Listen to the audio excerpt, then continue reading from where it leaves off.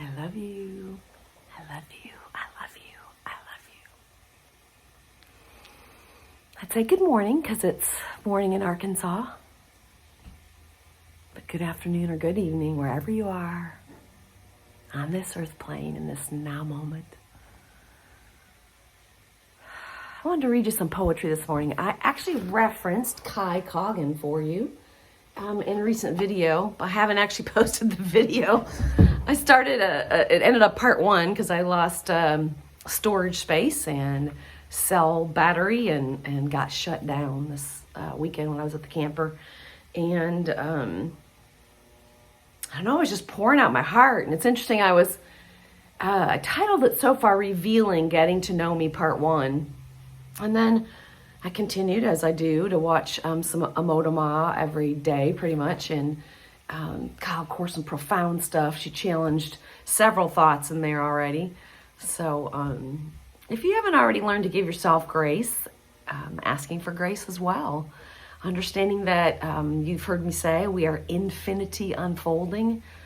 And we're allowed to change our thoughts, our opinions. I mean, as we gather more information, as we have more experience. In fact, one of the things I've read this week as well, and I may read to you, I read a little bit to my roommate yesterday and she just loved it, ate it up. Don Miguel Ruiz, you've heard of my teacher, Don Miguel on Hell. Don Miguel Ruiz wrote The Four Agreements. There's another book I'm reading right now called The Voice of Knowledge. And there's just a chapter in there about calling us artists instead of humans, the Toltec word. I'll have to read that. I'm still processing it, so I'm gonna get the quote wrong. Let's do like we do together sometimes, since I feel a little tongue-tied this morning. Let's take a moment. Close your eyes if you want to. Or find a drishti, a focal point in the room. Just soften your gaze. And check in with yourself this morning if you haven't already. Just notice whatever's going on in your body. Or I haven't eaten yet. It's pretty early for me. I'm not not one to eat the minute I pop out of bed. I have some medications I'm needing to take to manage my biochemistry, my hormones, my thyroid right now. The depression I've experienced in the past, since I'm being transparent. And sometimes in the morning I just feel everything vibrating in my body. I think my body's telling me I need some food, some fuel to balance that out. I'm going to notice gently.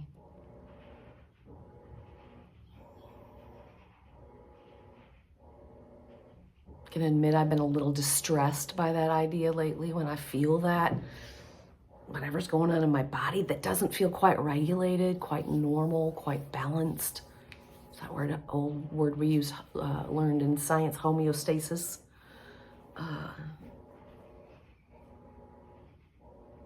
When I feel that in the morning, I think, oh no, something's wrong. And as I'm teaching you all, I do my best to softly, tenderly notice that. How perfect. So as I've been introducing you to Amodama and suggesting you definitely go to her channel, I love taking this journey with you. I hope you continue on this journey with me. And I don't know that you need to hear a word I say. You could just go to her channel and I hope it resonates with you, because she's just, I don't even know how to articulate it right now. And she's the one that taught us to use the language that we don't have to just throw compassion or kindness. Those are great things, great human qualities, characteristics, traits. What am I trying to call those? And she said, when we find something arises within us. This is the way I process it, so I don't know that she said this, but when we find something that arises within us, you've heard me refer to blue truth, to noticing the resistance in our body, sometimes the clench, to open as the very thing that we're resisting. And it might be something unwanted. It may be an unwanted emotion. It may be an unwanted event in our lives. She said, instead of throwing affirmations at it, or compassion even, or kindness, she said, can we just soften? All we really need is to soften our gaze and to be tender with ourselves. And as I picked up Kai's, I started reading this. I picked it up recently at the Black Ribbon in Hot Springs, one of my new favorite bookstores. They just opened recently. And I love that they're carrying your book, Kai. And I thought I needed to have you come autograph it until I realized you already did. Oh, I haven't even read that page yet. I noticed this. And what could be more perfect than the fact that you say, in wild tenderness. I love it. So we've been talking a lot about tenderness. I've done some videos on it. And I can't wait to start adding that world. There's something wild within me, within all of us. If we started calling ourselves artists instead of humans, because we are creators. The one who created us gave us the power to create. I'm going to share that at Unity of Little Rock on Sunday when I share. So let's get to it. I want to read you her poem called Thirst. And I'm not sure I can even pronounce this word. It says for colocasia.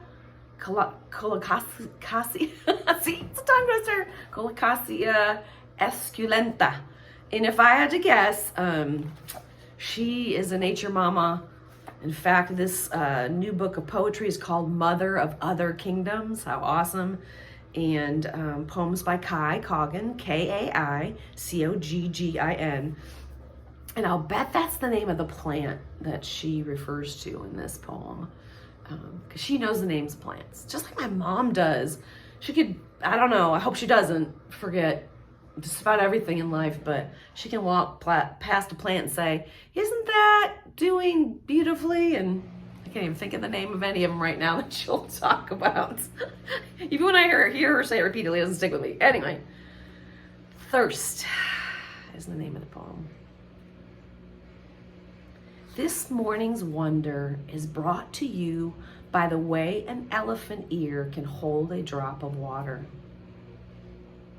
As if in a wide green cup held in its own sentience, how it sits on the leaf in a perfect globe, unflinching in its wholeness.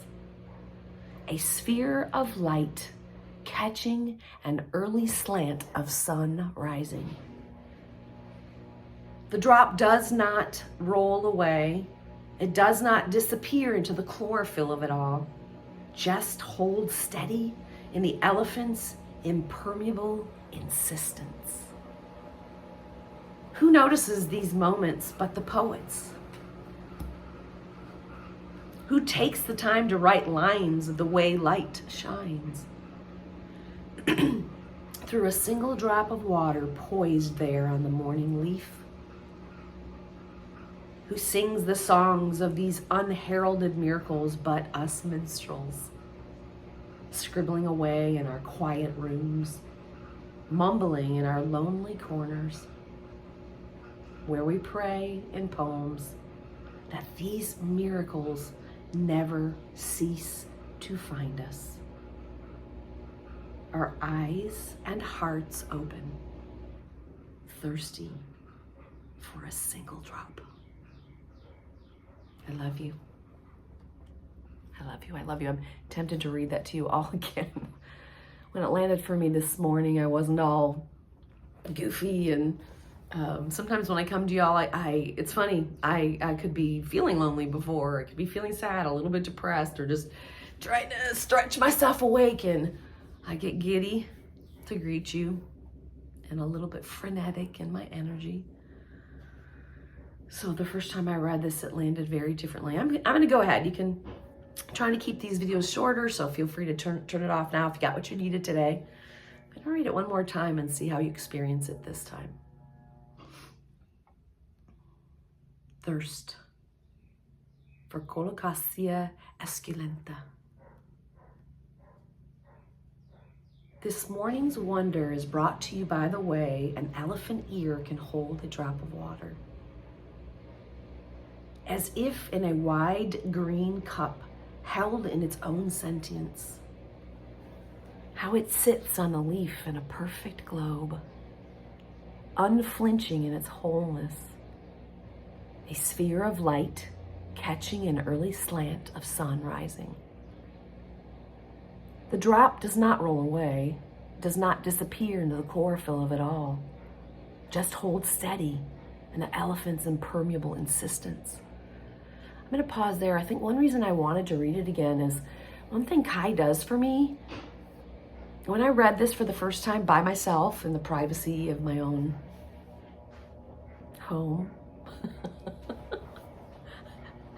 I've been very transparent with y'all, so I'm not going to stop now. But yes, I was sitting on the pot this morning. I have threatened to write my own book of poetry called Poems from the Pot. I mean, how many of us get inspiration there? I don't know, but I do.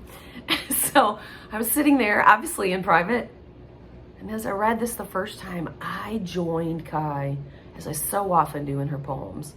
And whether I literally join her in the garden as she's describing this, and I feel myself present to what she's experiencing, or as in later in the poem, I relate to something. Obviously, I just introduced you to my inner poet recently. Again, in that video I haven't yet posted, so I guess I haven't yet introduced you to that. But I am a minstrel. I am a singer-songwriter. And I do sit scribbling in quiet rooms, mumbling in lonely corners,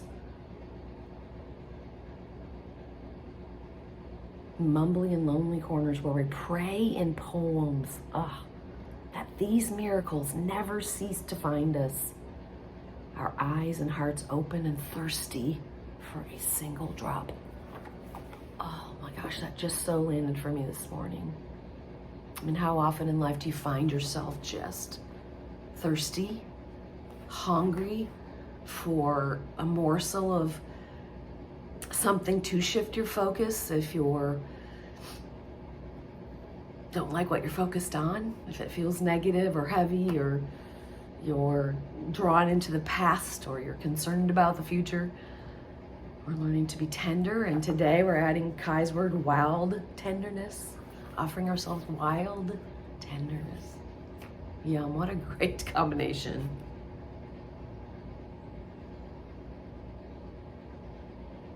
Sometimes maybe even feeling desperate that something come to shift what we're experiencing. And when it lands, just grateful. I'm hoping before Sunday I finish the song I started a while back.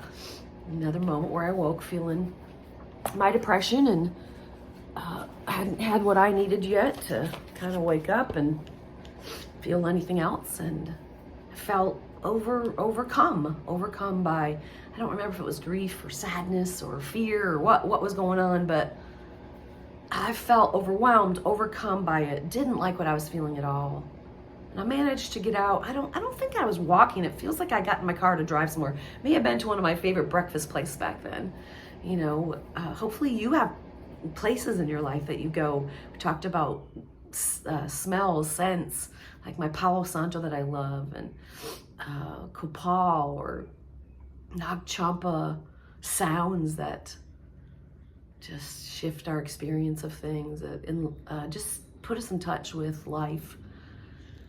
And I was driving in my car, and those words were just going through my mind. I am overcome. And suddenly I absolutely felt overcome by the beauty that surrounded me. And that was one of those moments, those private moments, where the beauty of nature reached out and grabbed me.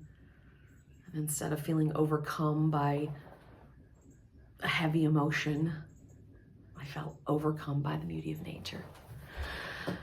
Let it overcome you today.